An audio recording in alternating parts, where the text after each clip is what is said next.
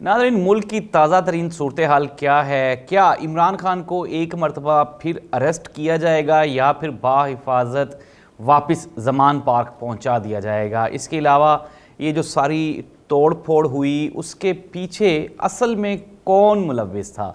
नाज़रीन, आने वाले दिनों में कौन पाकिस्तान का दोस्त है और कौन दुश्मन है, ये भी इसका भी अब बड़ा क्लियरली अंदाज़ा लगाया जा सकता है मौजूदा हालात से। आने वाले 24 से 48 घंटों में क्या क्या अहम डेवलपमेंट्स होने वाली हैं, ये हम बताएंगे आपको आज के प्रोग्राम में।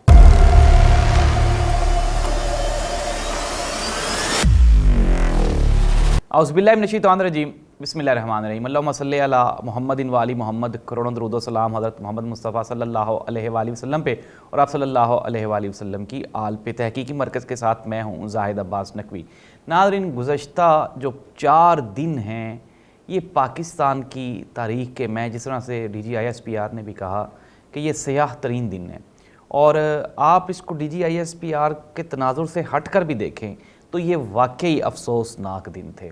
इन 4 दिनों में हमने अपने मुल्क के साथ कैसा सलूक किया कि दुनिया हमें जो है वो हकारत की निगाह से पहले भी देख रही थी, अब वो हकारत मज़ीद बढ़ती जा रही है। खैर, इस पर हम बाद में बात करेंगे। फ़िलहाल हम आते हैं आज की ताज़ा तरीन जो डेवलपमेंट्स हैं उस पर। इमरान खान साहब अभी तक जो है वो इस्लामाबाद हाई कोर्ट में मौजूद हैं और इस केस में इमरान खान साहब की बेल जो है वो ज़री सी बात है हो जाने वाली है। अब रात को इमरान खान साहब की जो मुलाकातें करवाई गई, फिर उसके बाद इमरान खान की टेलीफोन की जो कन्वर्सेशंस हुई वो किन किन से हुई और उनका क्या असर होगा आज के तमाम वाक़यात पे, वो हम आपके साथ डिस्कस करेंगे। इसके अलावा आरिफ अलवी साहब ने एक वाइटल रोल प्ले किया इस सारी गेम को लेके।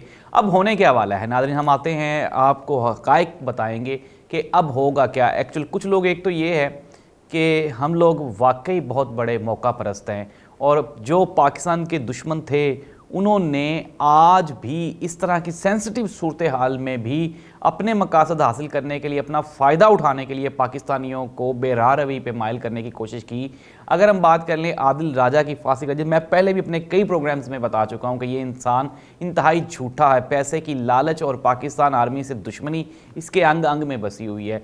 उसने, आप ये देख लें कि उसका इतना बड़ा झूठ, उस रात, कल जिस रात इमरान खान अरेस्ट हुए तो कह रहा था जी कि वो ISI ऑफिस में हैं तो आप सारे लोग आप पर इकट्ठा हो जाएं और हल्ला बोल दें।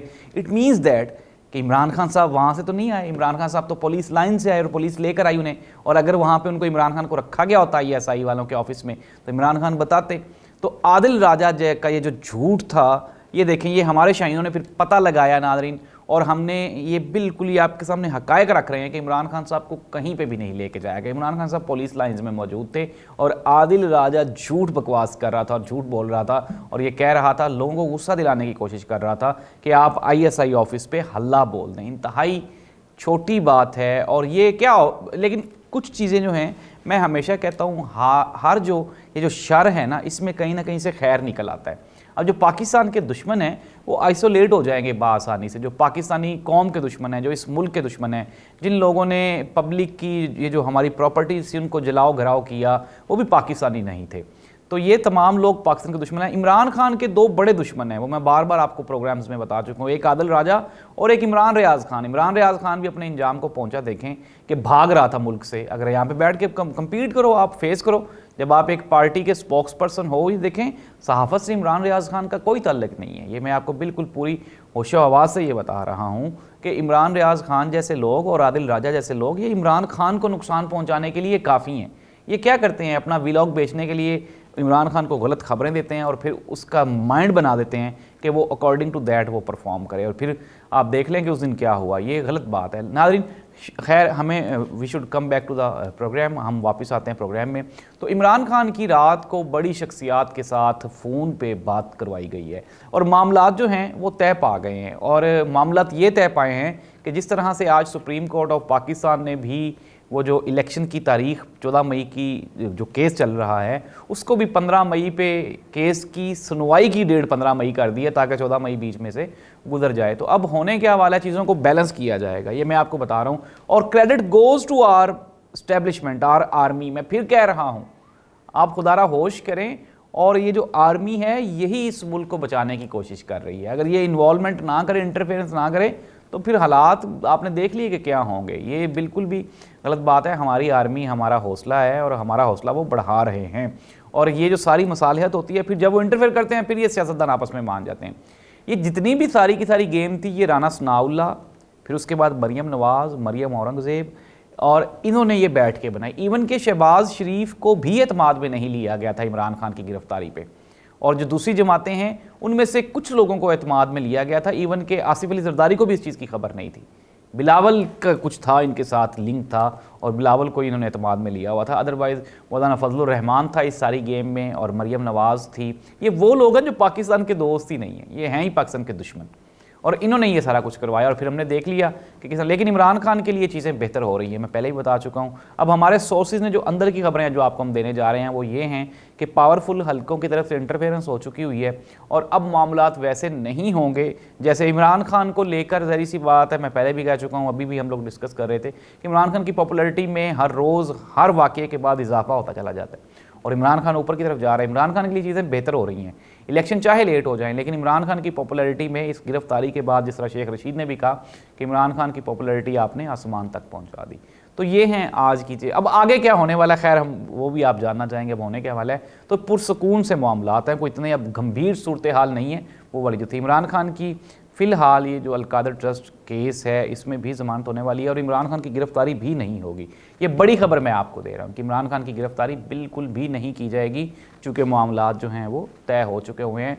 हाँ, कुछ लोगों को ज़रूर तशवीश और परेशानी है कि हम इतना बड़ा फड्डा करने के बाद भी अपने वो टारगेट्स अचीव नहीं कर पाए, क्योंकि PTI पर पाबंदी और फिर इमरान खान को लंबा अरसा तक इमरान खान को जेल में रखने की बात, तो फिर ये सारी जो चीज़ें थी ये टारगेट्स थे जो अचीव नहीं हुए। लेकिन मैं फिर दोबारा जो है वो समझ लें कि सलाम पेश करता हूँ हमारे चीफ जस्टिस ऑफ पाकिस्तान, जिन्होंने सारे मामलात को रिवर्स किया। वरना तो नाज़रीन आपके सामने है, फिर वो मिस्र भी है, शाम भी है, लबनान भी है, लीबिया भी है और इराक भी है। ये हालात इस तरह के करना चाह रहे हैं जो पाकिस्तान के दुश्मन हैं। और पाकिस्तान के दुश्मन कौन है, उनके नाम लेकर मैं बता चुका हूँ। आदिल राजा जैसे झूठे और मकार लोग हैं, इमरान रियाज खान है जो कि सिर्फ और सिर्फ अपने वीलॉग बेचना चाह रहे हैं। फिर उसके बाद हुकूमत में कुछ शर्त पसंद ना था, जैसे राना सनाउल्लाह है, मरियम औरंगज़ेब है। क्या ये जो है ये लोग अपॉर्चुनिस्ट हैं, क्योंकि इनको पता है कि PTI की गवर्नमेंट आएगी तो हम कहाँ जाएंगे, हमारा तो कोई उसमें स्टेक नहीं है, हमारा कोई फ्यूचर नहीं है।